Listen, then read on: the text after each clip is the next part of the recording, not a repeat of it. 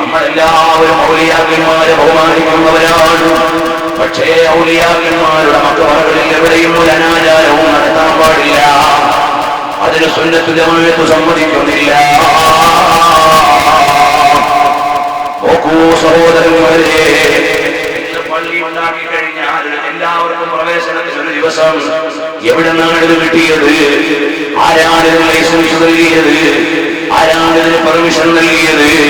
ഒരു പള്ളി ഉണ്ടാക്കിയാൽ അതാ പൊതുദർശനത്തിന് വേണ്ടി പള്ളിയിൽ ഒരു ദിവസം അതിൽ ശുദ്ധിയുള്ളവരും ശുദ്ധിയില്ലാത്തവനും ജനാപത്തുകാരനും ജനാപത്തില്ലാത്തവനും എല്ലാം കയറി ഇറങ്ങുകയാണ്. അതോ പഴയ പള്ളി ഉണ്ടായിരുന്ന സ്ഥലത്ത് പുതിയ പള്ളി ഉണ്ടാക്കിയിട്ട് അതിൽ തന്നെ പുതിയ പള്ളി ഉണ്ടാക്കിയിട്ട് പണ്ടേത് പള്ളി തന്നെ പുതിയ ബിൽഡിംഗ് ഉണ്ടാക്കിയപ്പോഴേക്ക് പുതിയ പള്ളി എന്ന നിലയ്ക്ക് അതാളുകൾ കയറിയിറങ്ങുകയാണ്. അതിൽ എത്രയോ ജനാപത്തുകാരുണ്ട്. അതൊന്നും ചിലപ്പോൾ കമ്മിറ്റിക്കാർ ശ്രദ്ധിക്കുന്നില്ല. ആണിനും പെണ്ണിനും ജാതി മത ഭേദമന്യേ പള്ളിയിൽ കയറാം എന്ന് പറഞ്ഞ് പള്ളി തുടങ്ങി. എന്താണ് കാരണം? അമ്പലത്തിൽ പോകുന്ന ഹിന്ദുവിന് അതിൻ്റെതായ ചിട്ടയുണ്ട്.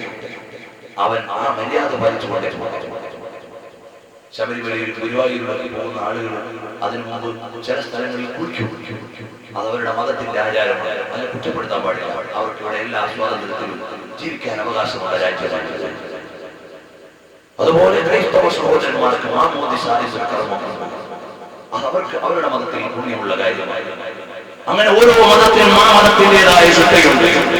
ഒരു മതക്കാരനും മറ്റൊരു മതക്കാരനെ കളിയാക്കരുത്. വേറെ ഒരു മതക്കാരനെ കുറ്റം പറയരുത്. അതുപോലെ തന്നെ മറ്റു മതക്കാരന്റെ ആചാരം വേറെ മതക്കാരൻ കടന്നുകൂടി ചെയ്യരുത്. അതും ശ്രദ്ധിക്കേണ്ട കാര്യമാണ്. പ്രിയമുള്ള സഹോദര, പള്ളിയാണെങ്കിൽ മുസ്ലിമായ ആളാണെങ്കിൽ പോലും ജനാപത്തോടുകൂടി കടക്കാൻ പാടുണ്ടോ? വലിയ ശുദ്ധിക്കാരന് പള്ളിയിൽ കടക്കാൻ പാടില്ലല്ലോ. അത് മുസ്ലിമെന്ന് വ്യത്യാസം പോലുമില്ല. എന്നാൽ നീ എല്ലാവർക്കും വേണ്ടി പള്ളി ഉണ്ടാക്കിയിട്ട് തുറന്നു കൊടുത്താൽ അതിൽ കുട്ടിയും ആണും പെണ്ണും ശുദ്ധിയുള്ളതും ഇല്ലാത്തതും എല്ലാം കയറിയിറങ്ങിയാൽ കമ്മിറ്റിക്കാരെ, പള്ളിക്ക് ഭരണസമിതിയില്ല, പള്ളിക്ക് പരിപാലന സമിതിയേ ഉള്ളൂ. പള്ളി ഭരിക്കാൻ ഒരാൾക്കും അധികാരമില്ല. പള്ളി പരിപാലനം ചെയ്യാനാണ് നമ്മളോട് പറഞ്ഞത്. ആ പരിപാലനം നടത്തുന്ന ആളുകൾ ഇത്തരം തെറ്റുകൾക്ക് കൂട്ടുനിന്നാൽ നാളെ അല്ലാഹുവിന്റെ അടുക്കൽ ഒരു കുറ്റക്കാരാണ്. പ്രിയമുള്ള സഹോദരിമാരെ, ഈ പരിപാടിക്ക് നല്ല ചെലവുണ്ട്. ചെറിയ വിദ്യാർത്ഥികൾ, ചെറുപ്പക്കാർ പരിപാടി ചെറിയ സെന്റാട് എല്ലാവരും നല്ല സംഭാവന. എനിക്ക് വേഗം ട്രെയിന് പോകേണ്ടതാണ്. ഞാൻ കിട്ടുന്നില്ല. പ്രിയമുള്ള സഹോദരന്മാരെ, മനസ്സിലാക്കണം, ഇതുപോലെ അല്ലാഹുവിന്റെ പവിത്രമായ ദീനിന്റെ ചിട്ടകൾ എല്ലായിടത്തും പാലിക്കണം. മഹാന്മാരുടെ മക്ബറകളിൽ അവരെ ആദരിച്ചുകൊണ്ട് സിയാറത്തിന് പോകണം. അതേ സമയത്ത് ചില നാടുകളിലോ ആണും പെണ്ണും എല്ലാം കൂടെ പൊത്തി നിറച്ചിട്ട് ഓണത്തിനൊരു സിയാറത്ത് ടൂറ്, ഏർവാടി, മുത്തുപേട്ട, കിളക്കര, വാൽപോക്ക് എന്നിങ്ങനെ പറയുമ്പോൾ വലിയ പോസ്റ്ററും നോട്ടീസും അടിച്ചിറക്കിയിട്ട് ആണിനെയും പെണ്ണിനെയും കൂടി കലർത്തിയിട്ട് വണ്ടിയിൽ കയറ്റി അതാ ഒരു സിയാറത്ത് ടൂറ്.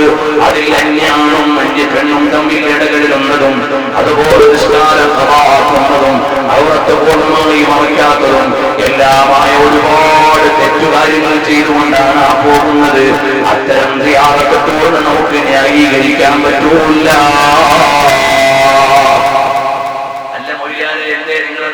മാറിയോ? ഇതാണ് മോനെ സുന്നത്ത് ജമാഅത്തിന്റെ നയം. അഥവാ അമ്പിയാക്കൾ ഔലിയാക്കളുടെ ബറക്കത്ത് തേടിയവരുടെ മക്ബറയിൽ പോകാം, അവരെ സിയാറത്ത് ചെയ്യാം, അവരുടെ ബറക്കത്ത് നേടാം. അതാരാണ് പഠിപ്പിച്ചത്? നബി സ്വല്ലല്ലാഹു അലൈഹി വസല്ലം തങ്ങളാണ്. കുന്തു നഹൈതുകും അൻ സിയാറത്തിൽ ഖുബൂരി ഫസൂറുഹാ, നിങ്ങൾ സിയാറത്ത് ചെയ്തോളൂ, നബി തങ്ങൾ സമ്മതം തന്നതാണ്. അബൂ ഹനീഫ ഇമാം റളിയല്ലാഹു അൻഹുവിന്റെ ഖബറിൽ ശാഫിഈ ഇമാം തങ്ങൾ സിയാറത്തിന് പോയതാണ്. അവിടുന്ന് വല്ല വിഷമവും ഉണ്ടായാൽ 2 റക്അത്ത് നിസ്കരിച്ച് അബൂ ഹനീഫ ഇമാം തങ്ങൾ സിയാറത്ത് ചെയ്ത് ദുആ ചെയ്താൽ വിഷമം മാറി കിട്ടാറുണ്ട് എന്ന് ശാഫിഈ ഇമാമുകൾ പറഞ്ഞ വിവരം ബഹുമാനപ്പെട്ട ഖതീബുൽ ബഗ്ദാദി അവിടുന്ന് താരീഖ് ബഗ്ദാദിൽ എഴുതിയതായി കാണാം. ഇതുപോലെ വേറെയും ഗ്രന്ഥങ്ങളിൽ ഇമാമികൾ എഴുതിയിട്ടുണ്ട്. ആ സിയാറത്ത് പുണ്യകരമായ സിയാറത്താണ്. അതേ സമയത്ത് പെങ്ങന്മാരെ തലയും തോളും കഴുത്തൊന്നും മറക്കാതെ അതാ കരുനാഗപ്പള്ളി ശൈഖന്മാരുടെ അടുക്കലേക്കാണെങ്കിലും സിയാറത്തിൽ ചെന്നാൽ ഔലിയാക്കൾക്ക് പൊരുത്തമുള്ള കാര്യമല്ല. കോഴിക്കോട്ടുകാരിയായ ഉമ്മാക്ക് കരുനാഗപ്പള്ളി ശൈഖന്മാരെ സിയാറത്ത് ചെയ്യാൻ അതാ അവർ ഇസ്ലാം പഠിപ്പിച്ച മറ പാലിച്ചുകൊണ്ട് അവിടെ പോയി സ്ത്രീകൾക്കുള്ള സ്ഥലത്ത് പോയി മറ്റുള്ള പുരുഷന്മാരോട് ഇടകലരാതെ ബർക്കത്ത് തേടി ദുആ ചെയ്തു വരാം. അതേ സമയത്ത് അതാ ഇസ്ലാം പഠിപ്പിച്ച വേഷമില്ല, ഇസ്ലാം പഠിപ്പിച്ച ചിട്ടയില്ല, ഒന്നുമില്ല. അവിടെ സ്ത്രീകൾക്ക് വേറെ വഴിയുണ്ടെങ്കിൽ അതൊന്നും അവർക്ക് ബാധകമല്ല. എല്ലാം ചാടിക്കേറി അവിടെയും ഇവിടെയും കയറിയിട്ട് ചെന്നാൽ ആ കിടക്കുന്ന ശൈഖന്മാരുടെ പൊരുത്തം നമുക്ക് കിട്ടുമോ? കിട്ടുകയില്ല. കാരണം അല്ലാഹുവിന്റെ ദീനിന്റെ നേതാക്കന്മാർ ഇവിടെ ജീവിച്ചത് അല്ലാഹുവിന്റെ ദീന് ജീവിപ്പിക്കാനാണ്. സുന്നത്തി വൽ ജമാഅ ബഹുമാനപ്പെട്ട ഹസ്ബുല്ലാഹ് തങ്ങൾ നമ്മുടെ വേദിയിലേക്ക് വരുന്നു. അല്ലാഹു തആല ആഫിയത്തും ദീർഘായുസ്സും നൽകുമാറാകട്ടെ. ഒരുപാട് കാലം ബഹുമാനപ്പെട്ട സയ്യിദ് എല്ലാവരും ഇരിക്കണം. ഇൻഷാ അല്ലാഹ് ഞാൻ അല്പം കാര്യങ്ങൾ നിർത്തുകയാണ്. തങ്ങളവർക്ക് നമുക്ക് ഉപദേശം നല്ല ദുആ ചെയ്തു. പ്രിയമുള്ള സഹോദരന്മാരെ, ഇതുപോലെ മഖബറയിൽ നടക്കുന്ന ചന്ദനക്കുടങ്ങളുണ്ട്, മഖബറയിൽ നടക്കുന്ന അനാചാരങ്ങളുണ്ട്. ഈ അനാചാരങ്ങൾക്കെല്ലാം കൂട്ടുനിൽക്കുന്നത് ഞങ്ങളല്ല, സുന്നത്ത് ജമാഅത്തിന്റെ അരിമീങ്ങൾ. ആ അനാചാരങ്ങൾക്കെല്ലാം എതിരാണ്. തിരുവനന്തപുരത്ത് പള്ളിയിലെ ഉറൂസുമായി ബന്ധപ്പെട്ട് പല അനാചാരങ്ങളുമുണ്ട്. അവിടുത്തെ കമ്മിറ്റിക്കാരോട് തന്നെ ഞാൻ പറഞ്ഞിട്ടുണ്ട്. പള്ളിയുടെ പരിസരത്ത് പോയി തന്നെ ഞാൻ അതിനെതിരെ സംസാരിച്ചിട്ടുണ്ട്. അൽഹംദുലില്ലാഹ് പല തവണയും അവിടെയുള്ള പരിപാടികളിൽ പള്ളിയുടെ പരിധിയിൽ തന്നെ ഈ മഖബറയിൽ ഇത്തരം അനാചാരങ്ങൾ നടത്താൻ പാടില്ലാതെ വളരെ ശക്തമായ ഭാഷയിൽ ഞാൻ എതിർത്തിട്ടുണ്ട്, സംസാരിച്ചിട്ടുണ്ട്.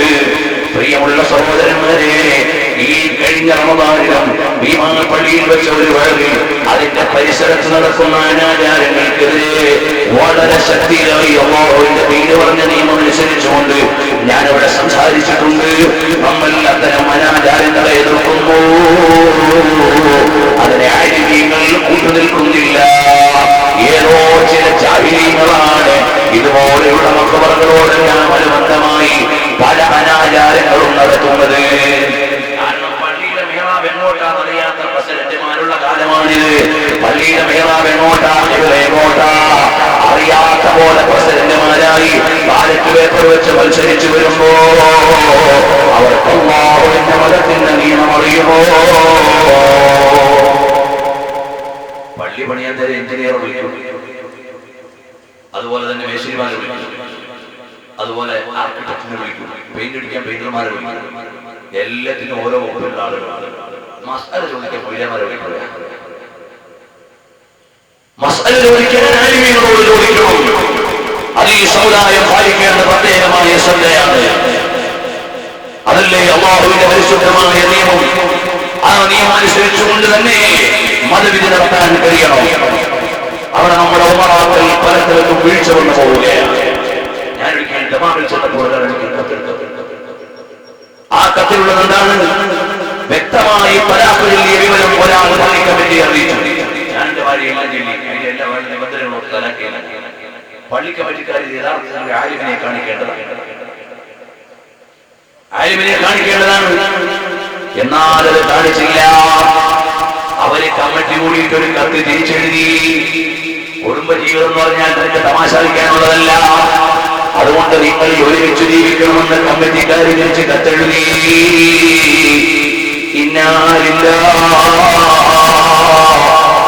ഇതുപോലെ പണം കൈകാര്യം ചെയ്യുന്ന ആളുകൾ മോനെ ഓരോന്നിനും ഓരോ വകുപ്പിലുള്ള ആളുകളുണ്ട്. അതേ വകുപ്പിലുള്ള ആളുകളെ കൈകാര്യം ചെയ്യേണ്ടത്. സ്ഥാപനത്തിലേക്ക് നോക്ക് മോനെ, മാത്സ് പഠിപ്പിക്കാൻ വേറെ അധ്യാപകനാണ്, സോഷ്യൽ സയൻസ് പഠിപ്പിക്കാൻ വേറെ അധ്യാപകനാണ്.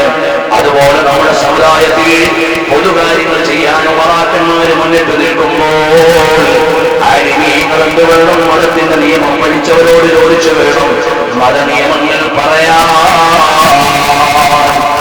ഈ വിശേഷങ്ങളെ ബോധ്യപ്പെടുത്താൻ വേണ്ടി ഇമാം ഗസാലി തങ്ങൾ ഗ്രന്ഥം എഴുതിയിട്ടുണ്ട്. ആ ഗ്രന്ഥത്തിന്റെ പേരാണ് ഇൽജാമുൽ അവാം. സാധാരണക്കാരായ ആളുകളെ നിയന്ത്രിക്കുന്ന ഗ്രന്ഥം. അതിലെന്താണ്? ഒരേ സാധാരണക്കാരാ, നീ പലതും പഠിച്ച് ജോലി ചെയ്യാൻ പോയി, നിനക്ക് നീ ചെയ്തത് തെറ്റൊന്നുമല്ല. പക്ഷേ അതേ സമയത്ത് ഉറക്കൊഴിഞ്ഞ് കിതാബ് ഓതി പഠിച്ച ആര്യങ്ങളുണ്ട്. അവരോട് ചോദിച്ചിട്ട് വേണം നീ മതകാര്യം പറയാൻ, അല്ലാതെ നീ ചാടിക്കേറി എന്ന് പറയാൻ പാടില്ല. ഇത് പറയുന്നതല്ലേ മഹാനായ ഗസാലി റഹ്മത്തുള്ളാഹി അലൈഹി ഇൽജാമുൽ അവാം എന്നൊരു ഗ്രന്ഥം എഴുതിയത്. ഇതുപോലെ ഓരോന്നിനും നിയമമുണ്ട്, നിബന്ധനയുണ്ട്. അല്ലാഹുവിന്റെ പരിശുദ്ധമായ നിയമങ്ങൾ കാറ്റിൽ പറത്താൻ പാടില്ല. മക്ബറകളിൽ നടക്കുന്ന അനാചാരങ്ങൾക്കും തോന്നിവാസങ്ങൾക്കുമൊന്നും നമ്മൾ ഉത്തരവാദികളല്ല. മോനെ, ഞാൻ ചുരുക്കുകയാണ്, അല്ലാഹുവിന്റെ മതത്തെ അംഗീകരിച്ച് ജീവിക്കുന്ന ആളുകൾ അവർക്ക് നിയമങ്ങൾ അനുസരിച്ചുകൊണ്ടേ ജീവിക്കാൻ പറ്റൂ. ഹബീബായ മുഹമ്മദ് റസൂലുള്ളാഹി സ്വല്ലല്ലാഹു അലൈഹി വസല്ലം തങ്ങൾ പഠിപ്പിച്ചു തന്ന നിയമത്തിൽ നിന്ന് പുറത്തു പോകാൻ പാടില്ല. ദുനിയാവിൽ നീ സാമ്പത്തികമായ വെട്ടിപ്പ് നടത്തിയാൽ നീ വിചാരിക്കും ഞാൻ വലിയ വിദഗ്ധനായ കച്ചവടക്കാരനാണ് എന്ന്. നീ ഏതെങ്കിലുമൊക്കെ 4 പെൺപിള്ളേരെ വലയിൽ വീഴ്ത്തിയാൽ ഞാൻ വലിയ കേമനാണെന്ന് വിചാരിക്കും. നീ ചെത്തിപ്പൊളിച്ച് അടിച്ചു പൊളിച്ച് ഇങ്ങനെ കറങ്ങിയാൽ ഞാൻ ചില്ലറക്കാരനല്ലാന്ന് വിചാരിക്കും. എന്നാൽ മോനെ കേട്ടോ, ചെറിയ സംഭവം ഞാൻ സൂചനയായി നൽകി അവസാനിപ്പിക്കുകയാണ്.